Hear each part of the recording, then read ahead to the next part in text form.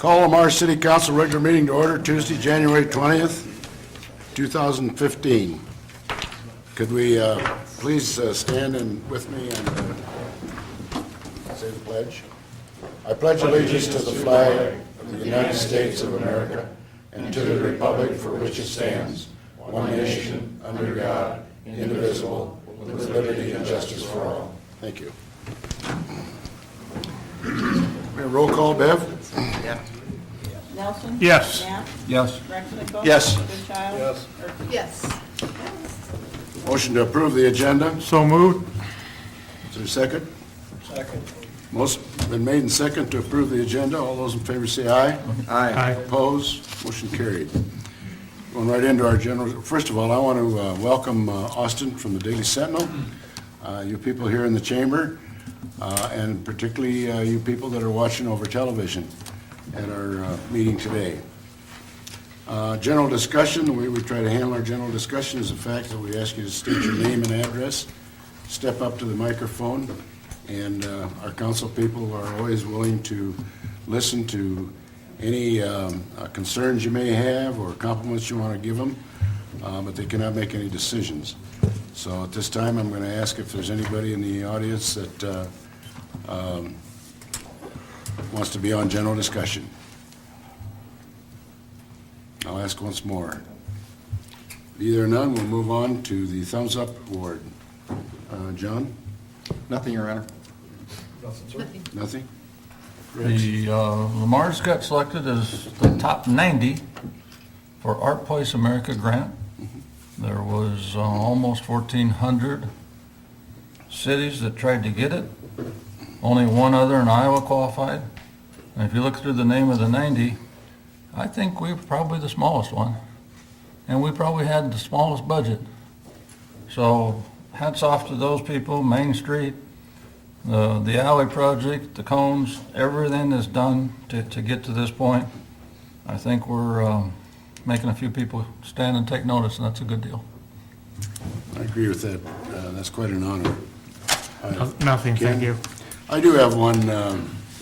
We just came out of a meeting this morning, or not a meeting, but a ceremony.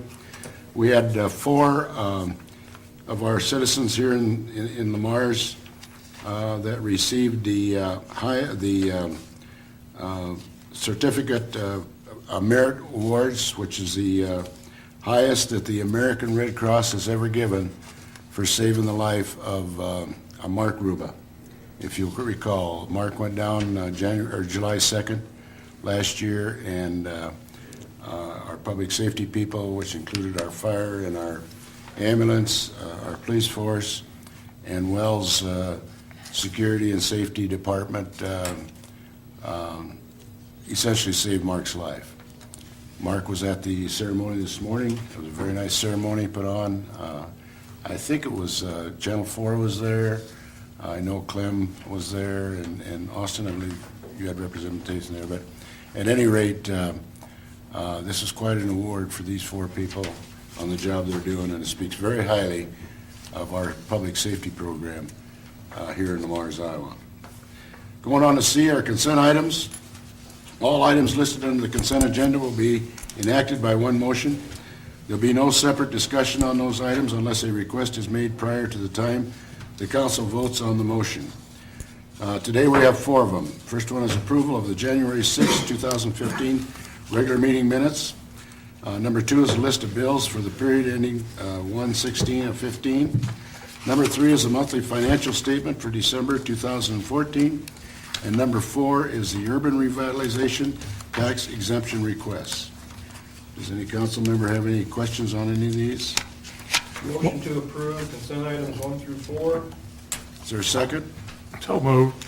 Motion been made and second to approve the consent items 1 through 4. All those in favor say aye. Aye. Opposed? Motion carried. Moving on to the action items, number D. First one is our water system improvements, 2012 water tower and booster station. And I believe we're in the process of getting Mike Washburn on the phone. Mike is with McClure Engineering. And what we have here is our water system improvements 2012, the water tower, and the booster station. The staff will update the council on this project at the meeting. The several action items are needed as follows. Number 1 is to change the order number 2, which is Rice Lake delete seating, fencing, topsoiling, and the total decrease of dollars is $23,681. Change order number 2. Hi, you've reached Michael Washburn with McClure Engineering Company. Please leave a message and I'll return your call. We're ready for you, Mike.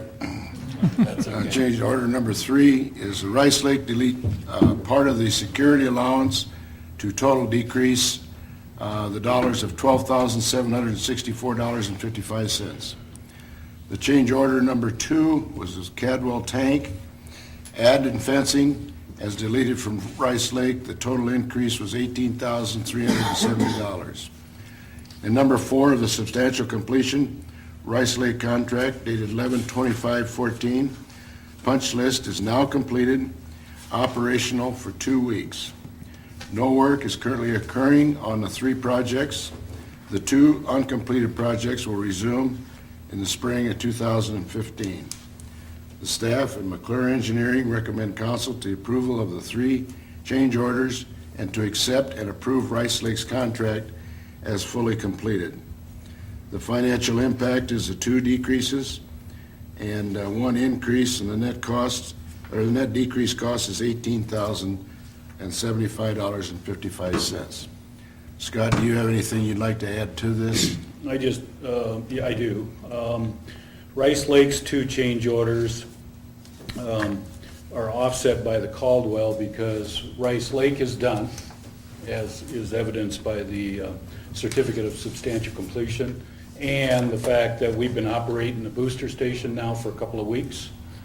So they're substantially complete for sure. It's under operation, and they'll be finally complete as soon as, I think, 1 door needs to get painted yet. So then that'll be fully complete. Due to that, Rice Lake wants to move off-site completely, and they cannot finish the seating, fencing, and topsoiling until the tank is built. Well, that's all under Caldwell's contract. So that's why the one is a little bit of an offset of the other. So we change ordered it out of Rice Lake and putting it into Caldwell. And Caldwell will finish those items next summer. Their contract will not end until September of 2015. So they will resume construction approximately in April, fabricating the steel, and then May through August, that'll be the painting cycle, inside and out, and we should have it operational by September. So Is that a good price on that fencing? I mean, I kind of surprised me we gave that to Caldwell. Isn't there somebody in the area that could maybe do that as slow as they've been at getting things done? Did we consider that? No, we did not. We strictly considered to do exactly what was bid under Rice Lake's contract, so that not even the subcontractors would be beat out of a portion of what was publicly bid. Yeah. So we didn't consider doing that. Okay. Any other questions? I do want to point out that if you approve the substantial completion, then that starts the 2-year warranty for the booster station. There is by contract, there's a 2-year warranty. So I wanted the council to Good know point. that.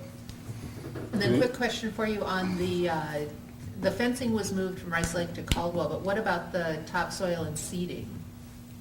The topsoiling and seeding will be done by internal water staff. So that's part of the reason there's a decrease then? That's also part of the reason, Okay. yes. Any other questions? But Caldwell's on board with picking up the extra. I mean, they're fine with the swap, if you will. They are, and that's why those documentations are following that agenda item. Okay. That is on Caldwell letterhead, and they've already signed the change order. All right. So the last one to sign would be us, the city. Any other questions? I'd entertain a motion. Motion approving change order number 2 and number 3 of Rice Lake's contract. Is there a second? Second. Motion been made and second approving change order number 2 and number 3 of Rice Lake's contract. All those in favor say aye. Aye. Opposed? Motion carried. Motion approving change order number 2 of Caldwell Tanks contract. Is there a second? Second. Motion been made and second approving change order number 2 of Caldwell Tanks contract. All those in favor say aye. Aye. Opposed? Motion carried. Motion accepting and approving the final completion of Rice Lakes contract is substantially complete on November 25th, 2014, and fully complete as of December 31st, 2014. Is there a second? Yes, second.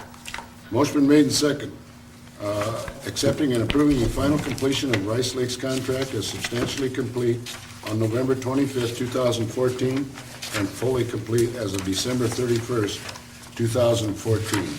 All those in favor say aye. Aye. Opposed? Motion carried. Thank you. Moving on to number 2 under the action items, the multi-judicial hazard migration plan. The Plymouth County Board of Supervisors has adopted a multi-judicial hazard migration plan. The plan will serve to guide hazard migration planning to better protect the people and the property of the county from the effects of natural hazard events. The plan presented for adoption was developed to make Plymouth County and the participating jurisdictions eligible for certain federal grant programs. In order for the jurisdictions within the county to be eligible for the grant funding, they must also adopt a plan by resolution, and the resolution is attached. I hope you've all had the opportunity to read that. Today we have Mr. Gary Junge here with the Plymouth County Management Coordinator and Sharon Burton from Simcoe with us to explain any questions you may have. Gary? Well, this hazard mitigation plan is required if we have disasters happening and things, and is what this does is also qualifies us at times of disaster and loss to acquire federal and state funding also.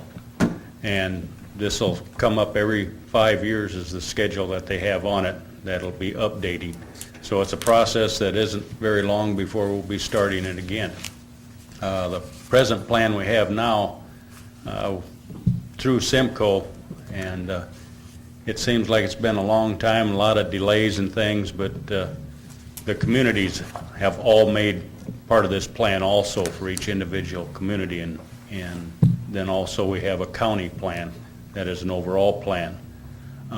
But the cooperation I've seen from all the communities has been very good, and it's a good cause. We need it for other grants besides just the hazard mitigation, and the working from Simcoe has sure saved me a lot of time and work and cooperation, because every community used to be separate and then the county was separate. With this plan, it involves and includes all the communities in the county and the county plan. So we'll all be on the same cycle, be able to update things at the same time, and I think that'll be much more efficient. And the resources that we have in this county especially fall back to the residents and what they have, and what each county has, what each community has, like in Lamar's here, with the industrial base and the population. And it can't work in disasters if you don't have the resources and the people available, because the longer you delay things, the more loss you usually have. And again, I got to ask or say something for Sharon from Simcoe. She went through with several other people, and she seemed to be the workhorse through most of this process. And a lot was put on her at different times when they had changes in employees at Simcoe, and she hung in there and did a great job. Saved me a lot of work.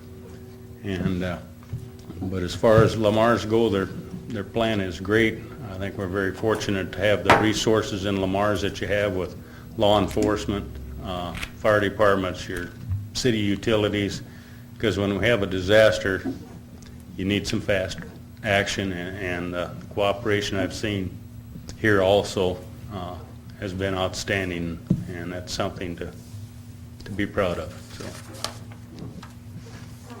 Questions for Gary? questions? Dave? On page 623, no, I'm just kidding. This is our hazard mitigation plan just for our city that goes into the county plan. This is continually updated. That's part of one of my job duties that we do at the fire station with Scott's help.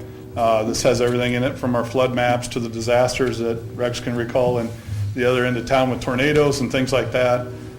This was all given to Simcoe a while back to Christy Quinn, who's no longer with them.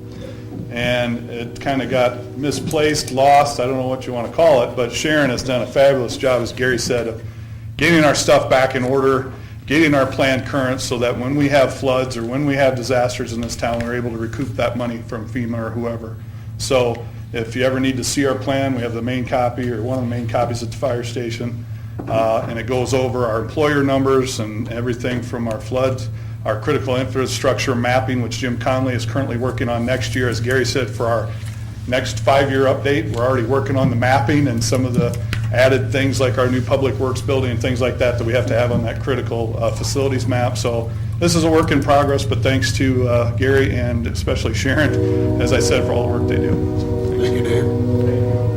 Scott? I want to point your attention to about the last fourth of the letter from Simcoe in your council packet. There is a Simcoe portal that you can view this document online. What we don't intend to do, I believe, you guys can correct me if I'm wrong, we will have one official copy here at City Hall, but because, and Clark, you weren't too far off, there is like 700 and some pages. And as a result of that, we don't want to burn that many trees of creating multiple copies. Thank you. We'll have one copy here. You can come in anytime to view it in paper copies. Otherwise, you can go on the portal and view the entire document online. Am I stating that correctly? Any other questions for Gary or Sharon? Thanks, Gary and Sharon, and Yeah. I make a motion to adopt resolution number 15-2. Just a minute, John. That's all right, that's right. Go ahead. I just had other copies of the resolution here. I didn't know if you had copies there. Yeah. Because I'll need one, Sharon needs one, and then a copy for you, and I had extra copies if you don't Okay, have them. thank you very kindly. All right, John. Motion to adopt resolution number 15-2, approving a multi-jurisdictional hazard mitigation plan. Is there a second? Second to the motion? Motion been made and second to adopt resolution number 15-2, approving the multi-jurisdictional hazard migration plan.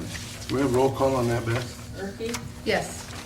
Goodchild, Yes. Knapp, Yep. Rexlinko, Yes. Nelson. Yes. Motion carried. Okay, moving on. Thanks again, folks. We appreciate it. I'll leave this with Scott, so if anybody wants to. Okay. read it. Okay. Do that. Keeper of the paper. Yeah. Memorize it. Okay, moving on to number 3 under the action items, and that's the Plymouth County Lamar's Highway 75 bypass urban renewal area plan amended. John Danos, our bond counselor, has prepared proceedings to amend the joint urban renewal plan as discussed by the County Board of Supervisors and you City Council to restructure the organization of the area. Based on the way the joint urban renewal is functioning at this time, both the city and the county felt the need to consider restructuring the urban renewal plan to better reflect the proper structure. That would entail the city buying out the county's current certified joint urban renewal TIF debt. It would also require the city assumption of responsibility for the debt associated with Project Eagle. The discussions have been going on for the last couple months. This plan amendment will change the method in which both expenditure and receipts are handled within the joint urban renewal area. There'll be no changes in the actual boundaries of the existing joint urban renewal area. The Joint Urban Renewal Board, as well as the city and county staff, are recommending approval and authorizing staff to proceed with the said planned amendment. The financial impact is if approved, the city will buy out the county certified debt that exists within joint urban renewal area.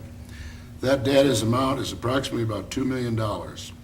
the city will enter into an agreement to guarantee all future payments relating to Project Eagle, as well as two existing TIF rebate agreements already into by the county.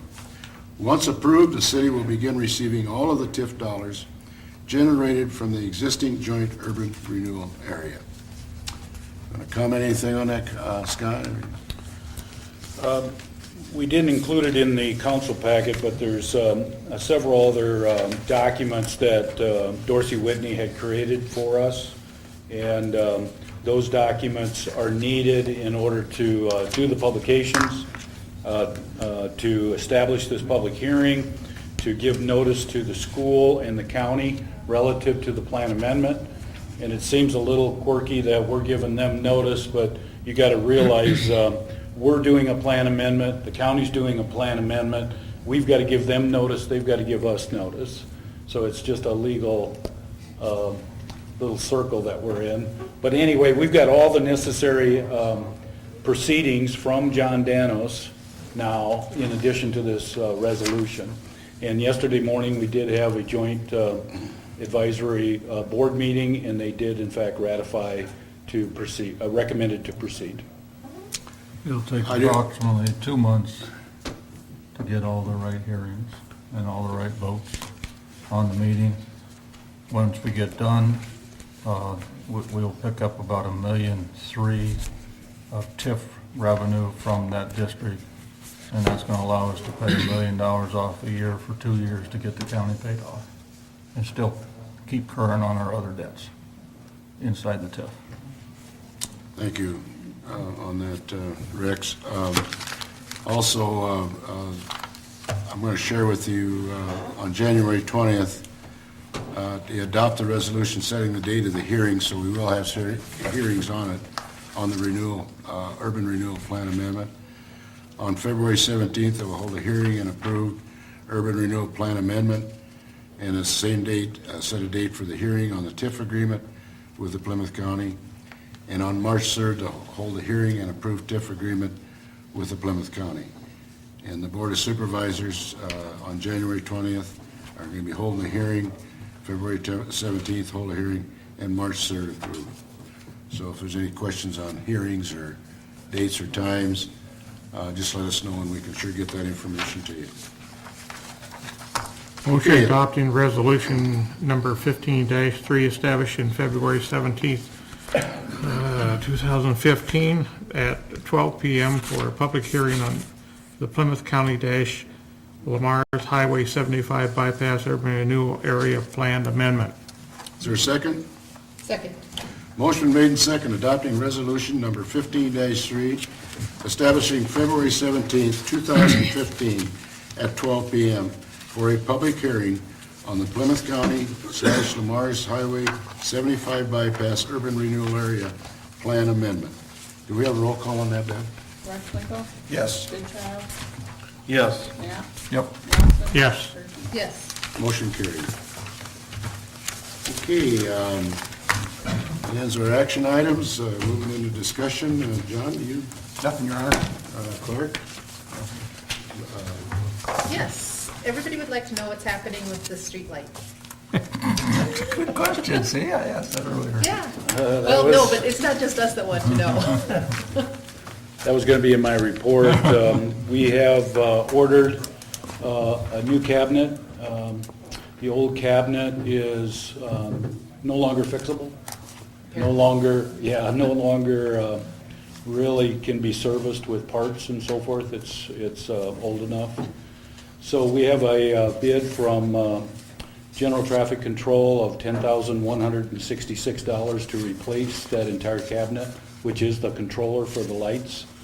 And so we have placed that order. It could take 30 days, plus or minus, to get that in Lamar's. So we have a four-way stop until then. We will have a four-way blinking red, meaning everyone must stop until then.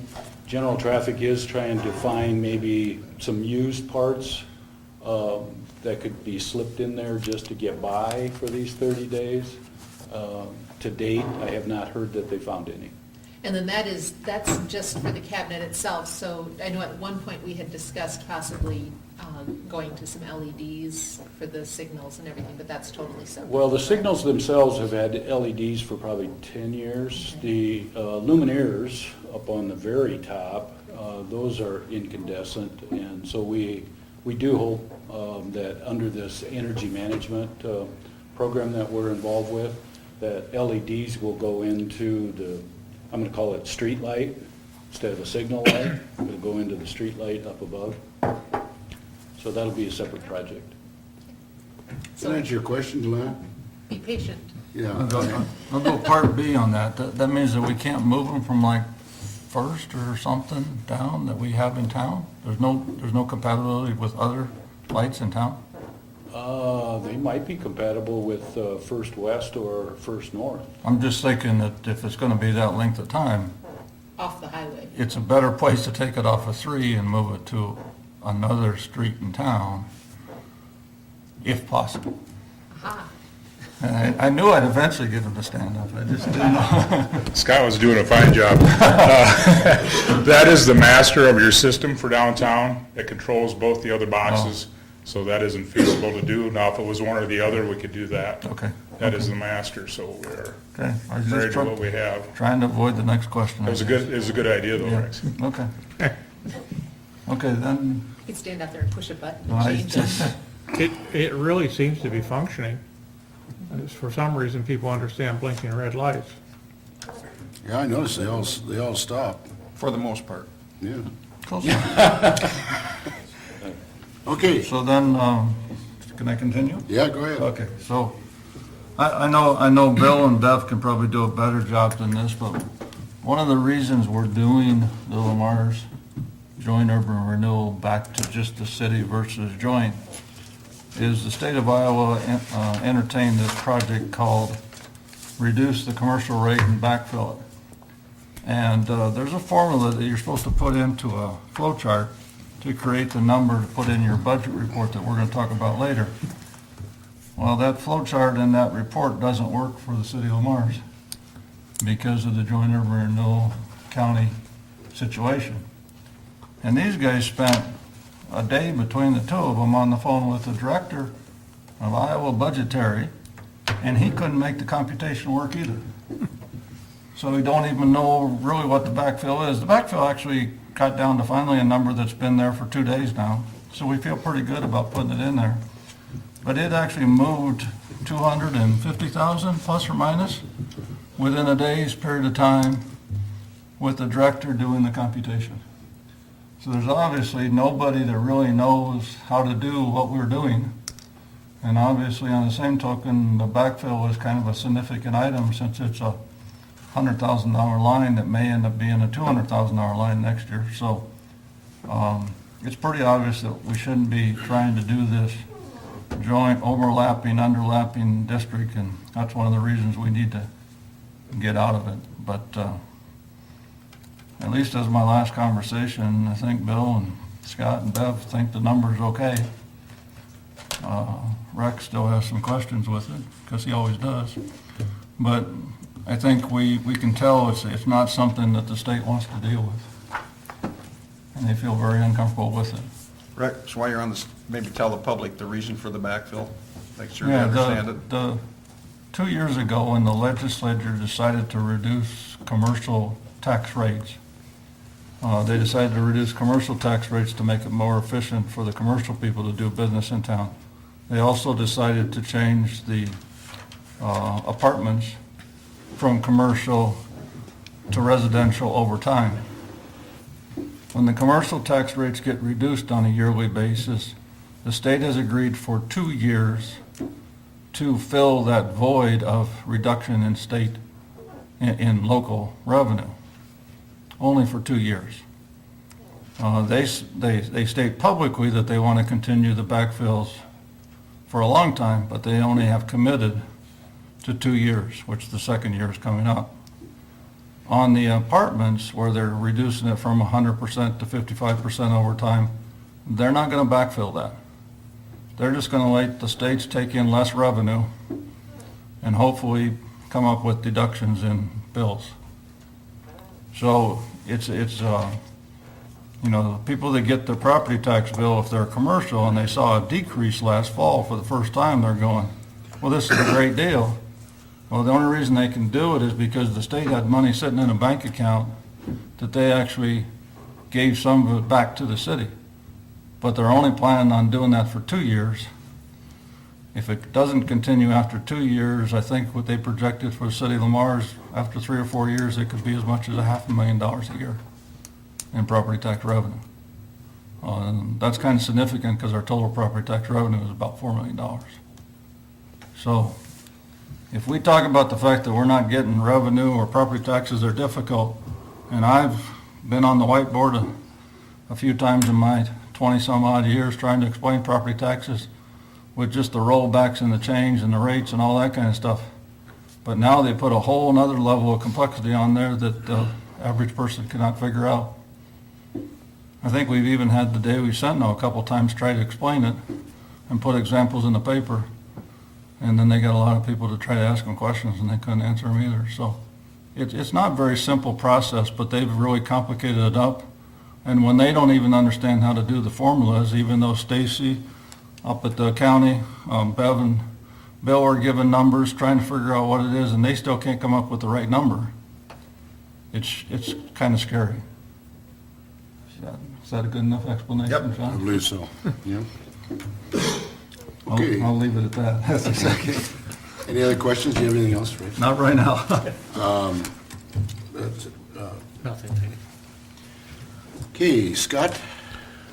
The only thing I have before I'll turn it over to annual reports is I laid before you, I think it's 4 inspections by 4 different parties. Those sheets are front and back. So I just wanted to point out that we did do that inspection of the theater. And we asked Larry Timmons to come through as a building expert. We asked Mike Anthony come through as a HVAC, electric, and plumbing. Dave Schipper went through from a fire code standpoint, and Jason Becerra went through from a building code standpoint. Several other city staff attended during the walkthrough. So you have those reports, and that came out of the discussion with Mr. Mitchell, if you recall. So he will be getting a copy of these. And anyone else in the community that may want it, it's public information at this point. So the long and short of the reports is that the work that was done in 2010 is, for all intents and purposes, still there and still functioning. Some of it needs to have further inspections to get recertified, especially on the fire stuff.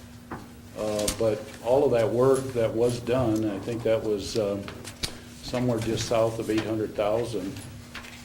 That work is still in that building, still functioning, still being maintained, and fully operational condition.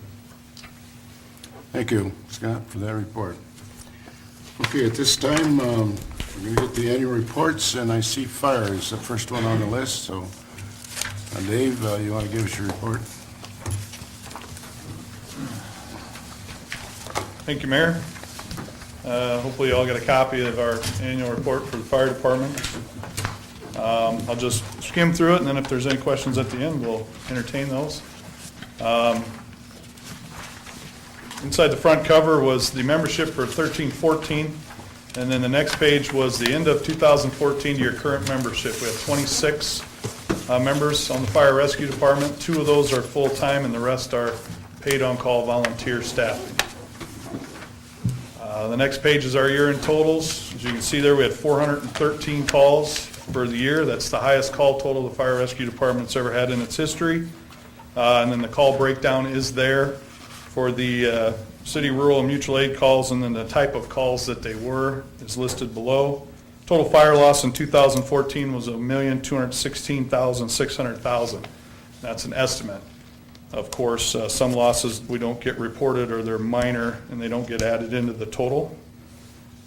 Just some general stats there at the bottom of that page. The next one is your graph that shows kind of the calls since I became fire chief in 2010, how the total call totals have went. As you can see, that 413 is the highest amount. And then the next page is the breakdown of the type of calls. And I know, Clark, you asked a question a while back at one of the council meetings about handling calls and things. That chief investigation column, if you want to look at that, that 111 is what we're doing with our full-time people or our night staffing that we didn't have to page all 26 members for. And you asked kind of how we were handling that. So there's 111 calls this year that we didn't page everybody from work. So hopefully that answers your question there. We kind of broke that out to show how we're doing that over the years. And it seems to be working fairly well that we're not sending everybody from work to 111 things when a couple people can handle it. So that's what your full-time people take care of, or that night staffing person that we implemented 3 or 4 years ago. The next page is just the general stuff for the fire department as far as other than emergency activities. Inspections, we did 198 inspections last year. That'd be your liquor licenses, any other type of building inspection, new construction, the theater, things like that that Scott just talked about. Firefighter training session, we offered 59 training sessions to our firefighters last year. We had 243 meetings or programs that myself or the assistant chief attended. We did 87 classes last year. Now that would be fire extinguisher classes, emergency first responder classes, CPR classes, that sort of thing. We trained 509 people in the community in those things, whether it was fire extinguishers or CPR and stuff like that. We did 29 fire prevention talks to school-age children and daycares, reaching 492 kids. And that's the one where we get the donations to do the handout packets and things, and that's going really well again this year. We're up over $3,000, and that's kind of the number we need to provide all the stickers and color books and things, and businesses have been great.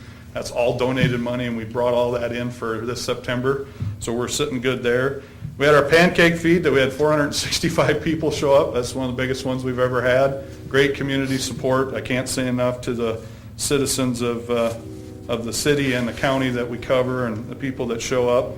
And then we have a smoke trailer, which is a semi-trailer that we train the SWAT team in, we train our firefighters in, and we also take it down to Western Iowa Tech every March. Last year we put 73 brand new firefighters through that down at Sioux City, and that was firefighters from South Dakota, Nebraska, and Iowa that attended that fire school and got a chance to use our trailer to do a confined space, claustrophobic, smoke-type atmosphere, and I know a lot of you have seen that trailer sitting out behind the station when we're training with it. And then some of the things we fundraise to purchase is at the bottom there. Some fire gear, coats and pants. Those run about $1,500 to $1,600 just for a fire coat and a pair of pants. So we fundraised for some of those. We got a loss grant for some of that stuff through the county. The handouts, of course, for the kids. We hosted the Iowa Fire Chiefs Conference this year here in Lamar's. That was all done with donations from businesses and private individuals. We fixed some concrete.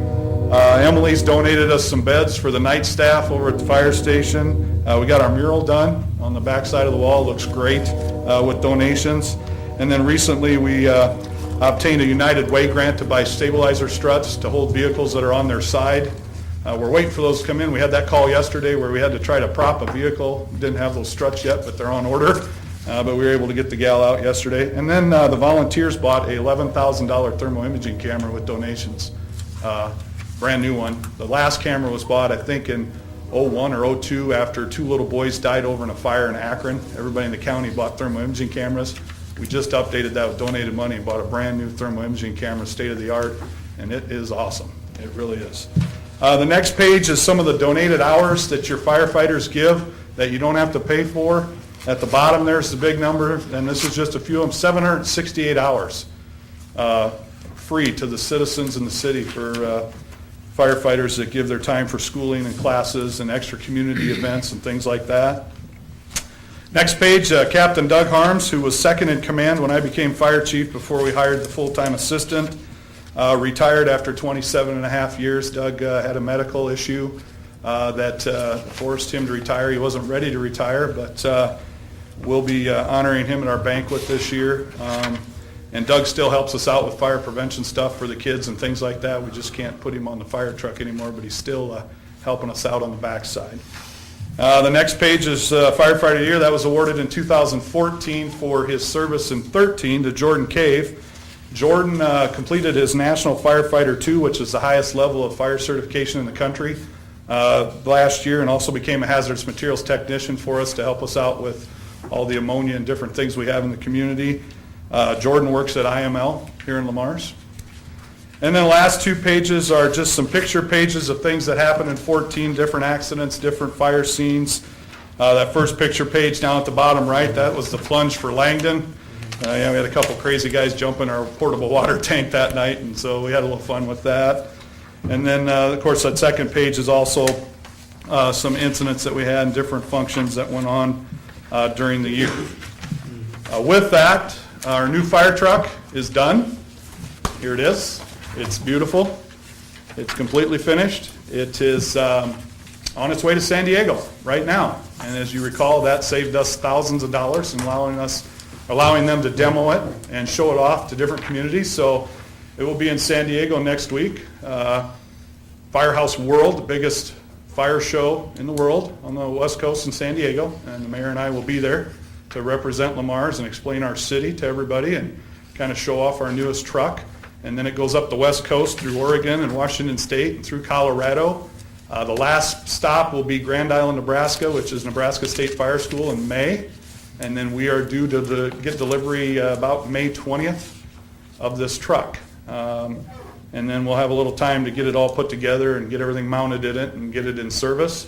As you recall, this is kind of our one-stop shop truck. It's going to have everything on it, so if it's the truck that shows up and nothing else gets there or can't get into where it's at, it should be able to do most of the functions for us. This is the one Ken asked about, has the foam system, pre-foam system on it for throwing firefighting foam for train cars and things like that, as you can hear the train going by right now. So we're trying to take care of this community as we grow and keep up with all the new things and latest and greatest things going on in the great city of Lamar's. I thank you for your support of the fire department. You need to keep equipment like this for our paid-on-call people. It keeps them happy, it keeps the morale up, it helps me as the fire chief to have a really efficient running department, and we take care of a lot of problems for a community our size that some communities don't have to deal with, and we're very fortunate to have the equipment and the support from you folks that we get, so thank you very much. Questions? When do we make our trade to Alta? Alta will get the rescue truck March 31st, so we'll have about a month and a half of where we'll be without this truck and that rescue truck, but we've got the contingency plan there to use another vehicle that we have to have anyway. It's kind of reserve status. We're going to move it up just for a month as frontline, and then it'll go back to reserve when the Quint shows up. And yeah, as you recall, we were able to actually make about $35,000 extra selling it to a local community instead of trading it in. So that was a good thing. We're doing the best we can for the citizens and getting the best bang for our buck, I feel. So, any other questions? Thanks so much, Dave. Keep up the good work. Ken, I'm not driving the truck back from California. I was So, wondering if it would take 5 months to do that. Wouldn't get her till Christmas. yeah, so you guys want it. We want a little sooner than that. It doesn't drive very fast. Okay.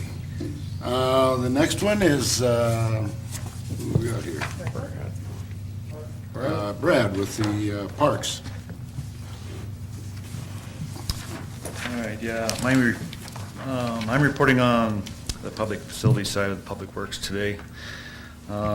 As I mentioned last year, I think we didn't need any more floods, and we ended up getting 2 more, so that was not a good thing, but it wasn't as severe as 2013. But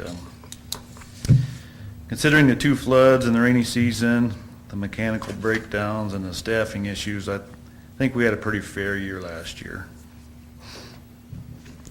Some of the areas we had to leave unmaintained because of the wet conditions, and some of them's going to need some reseeding done because of the damage done to the tractors and running through the mud and this and that. So, on a good note, our seasonal help was able to work 40-hour work week instead of the 29 like we had back in fiscal year of 14, so that helped out a lot.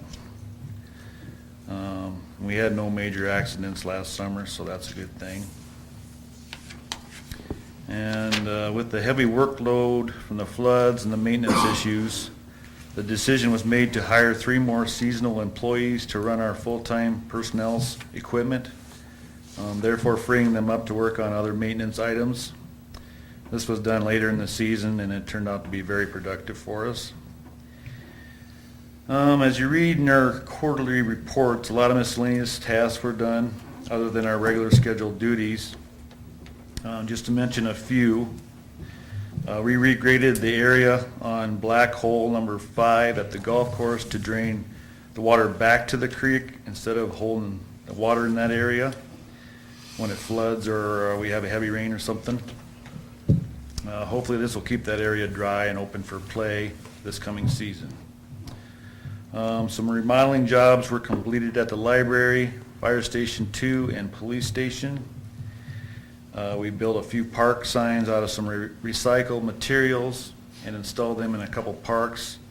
And as time allows, we're going to build signs for the rest of the parks in the city. We ended up widening out the concrete camper entrance at Municipal Park to make it easier for the campers to enter and exit the campground without hitting that little bridge that they kind of been hitting and tearing up a little bit. We did some concrete repairs on the walk trail and also up at the aquatic center.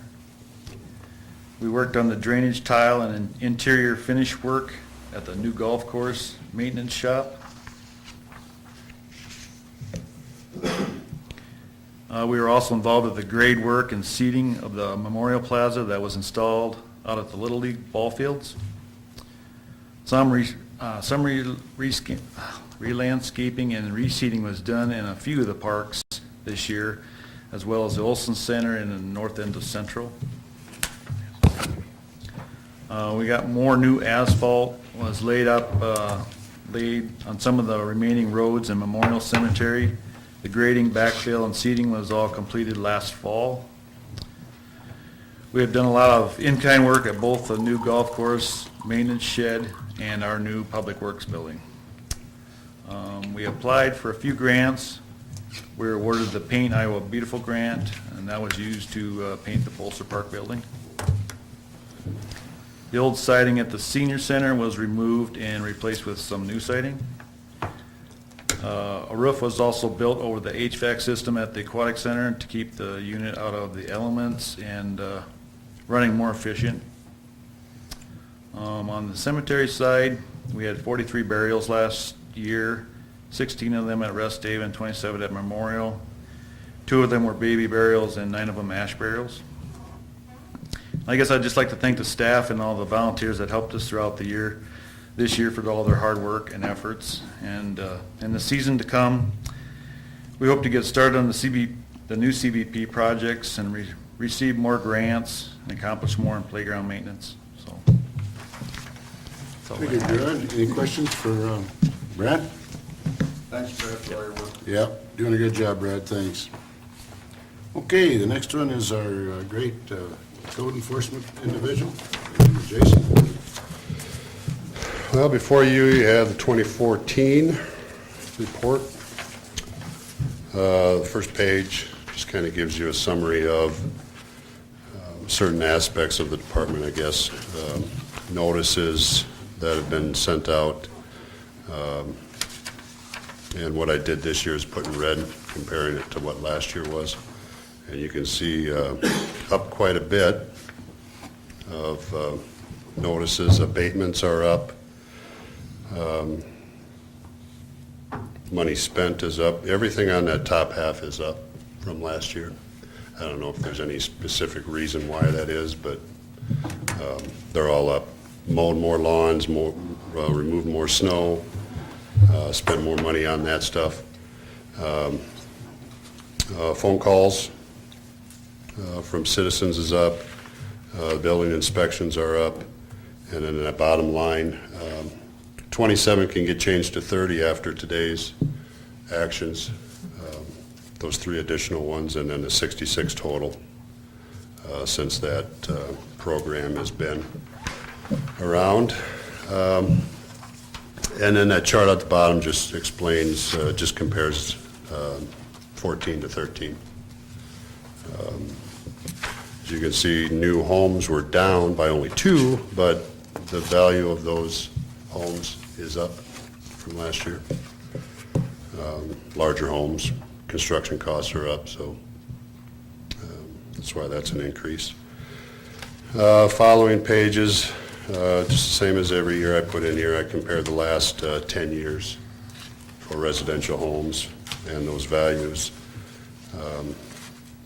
Some of my photography skills are shown there. And then comparing the last 10 years of commercial.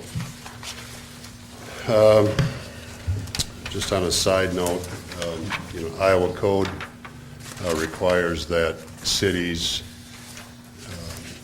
at least keep their code of ordinances updated yearly, or else if we're not going to do that, we have to readopt the entire thing every 5 years. A few months ago, I got that process started and just received the draft copy back yesterday from Iowa Codification. I'm about halfway through that, reviewing, making sure our new ordinances are in there, any changes that we wanted are in there. Plus, there's legislative changes that get put in there, and just basically cleaned up. Once I get that reviewed, I should have that little summary of that to you at the next council meeting, so you can see those changes, and then we'll have to go through the public hearing and the 3 readings for that. But that's what I have. Any questions? Any questions for Jason? When do houses start coming back off the backside of that 5-year? How many years are we in this now? I'm just curious, we gotta be. It started April, end of April of 2012. 2012, so Yeah. we're coming up on 3 years, so they'll, okay, just curious. That's a 5-year deal, right? Yes. Okay, That's working too, Clark. absolutely. I Yes. think it's a good program. It's a great program. Those 3 that were on the agenda today will be the final 3 for 2014. So anything new that comes in will be 2015. Okay, good to know. Any other questions for Jason? Thanks, Jason. Keep up the good work. Bill? I know you've been messing around with a lot of figures over the last month. Something like that. You want to start sharing with us? Sure. First, I'd like to remind everybody to get their dog tags, get your licenses for your dogs. It's time to do that. Each of you have in front of you a budget book. This has been put together over the last several weeks. We've had numerous department meetings, numerous committee meetings. I just want to go through and hit some of the high points. We will have a copy of this book at the front desk at City Hall and one at the library if any public wants to look at it. The Sentinel will have a copy and Clem will have a copy. So we do have copies available if people want to look at various sections. The first thing in your book is a budget schedule, which we put together about a month ago. Just to let you know, we're still on schedule. We intend to have a budget workshop next Tuesday night, which is the 27th, and that'll be from 4 o'clock to 6 o'clock. That is open to the public, and I would ask the council to let me know which departments they would like to be here, and we'll get that lined up. On in the process, February 3rd, we'll talk about the budget at the council meeting, and February 17th is when we need to adopt a budget so that it can get published, and then the public hearing will be March 3rd, so we will have a certified budget at that point. Just some high points I'd like to hit. I realize you just all got these budget books, but many of you have seen different parts as the committees. First thing I'd like to point out is on page 2. This is kind of our summary page where we try to put everything together from all the different departments, try to figure out what we have to do to get to a balanced budget. We consider a balanced budget as one that the revenues and the expenditures are equal in the general fund, which is the top portion of this page number 2. As you can see, as this first run through, we're at a negative balanced budget of about $590,000. So that's the number we have to start whittling down and getting to a getting to a balanced budget. This budget does have 53 full-time positions in it. It includes a state backfill of about $111,000, which Rex talked a little bit about before. As we prepared this budget, we looked at the same mill levy as the last 2 years, which is 13.5. That mill levy will generate about $3.7 million in general fund revenue. The overall budget, as you see here, is $21 million. We look at the expenditures to get that number. The budget in the general side, 70% of that is made up of wages and benefits. So personnel is a large percentage of all of our budgets. 11% of this budget is made up of capital equipment and improvements, so we'll look at that list. This budget includes no increases for health insurance. We do have a good fund balance in health insurance, and I think we can hold the rates steady for another year. This budget includes a 2.5% increase for all employees, which is what the bargaining unit has negotiated. Some other things to point out. Page 3 of the packet shows the different comparisons of last year versus this year for the revenue. Page 4 is the same thing on the expenditure level. Page 5 and 6, I'd like to look at those for just a minute. This is the capital improvement area. This is a combination of all the departments as far as the vehicles, as far as the equipment they need within their budget. The page 5 is the general fund. So as you can see, we have about $770,000 within machinery and equipment for the general fund. So we'll have to take a hard look at that and determine if some of that can be postponed or some of it can be handled during this fiscal year, or what options are there. Page 6 is our enterprise fund. Again, the enterprise funds we budget for, any monies saved in the enterprise fund stay within that individual enterprise fund. So that's an ongoing process. Pages 7 and 8, these are new pages to the budget book this year. I wanted to include those. Those were put together over the last couple years by all the departments, projecting out for the next 10 years when they're going to need equipment, so we can try and match revenues with when the equipment needs to be replaced. I think we found on the fire truck, we ended up with a very large expenditure that, ended up all in 1 year, so we moved that over 3 years. So this allows us a planning tool to do that for future. Pages 7 through 4. Hey, Bill, on that Yes. 200,000, that's the second payment on the 6, right? We'll be making the second payment this fiscal year in, I think, March. We'll make the second payment of $200,000. But that's the second one. This will be the final one that we're budgeting here. Oh, okay. And it'll be paid in July All right. of 14 Good enough. or of 15. All right. Like I say, 7 to 14 pages are where we allocate between funds. This is where we allocate administrative costs, insurance costs, that type of thing back to the enterprise funds.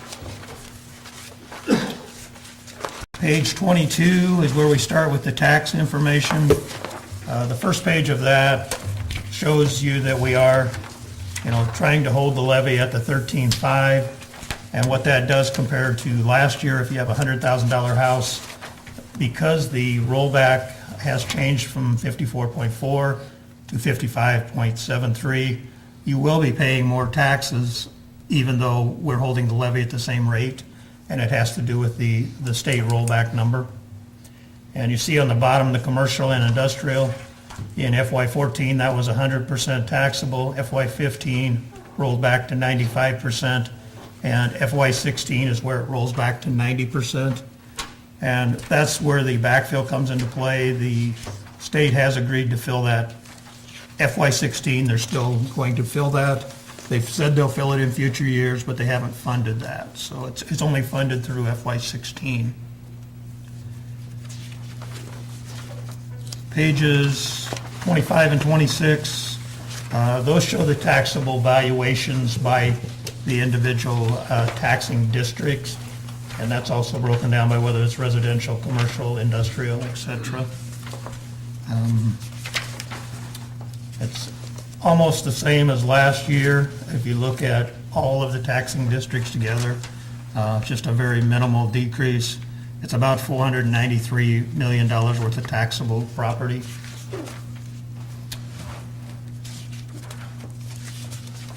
Page 37 to 71, that's where we get into the individual departments. All of our departments are, all of their line items are recorded. All of these individual department budgets have been talked about at committee level. So I'm not going to go into a lot of detail on those. We'll go into a lot of detail as the individual departments come back during the workshop. Pages 77 to 99 gives you the same information, but it's for the enterprise funds, which are your water, your sewer, your golf, your solid waste, your storm sewer. Pages 107 to 102 is where we pick up our debt portfolios, some treasurer reports, the hospital budgets, local option, hotel motel, that type of thing. We did in the TIF area this year, FY15, we only took $2.7 million in the Lawrence Urban Renewal. We capped it at that to release some of the funds back into the general fund. For FY16, we're doing the same thing, capping it at $2.7 million. That frees up about $1 million to go back to the school and the city and the county. We are looking at, again, our part-time people will have to limit their hours starting July 1st in order to comply with the Medical Care Acts. So we will be doing that probably July 1st. That's just a really quick overview. I mean, we've got some work ahead of us.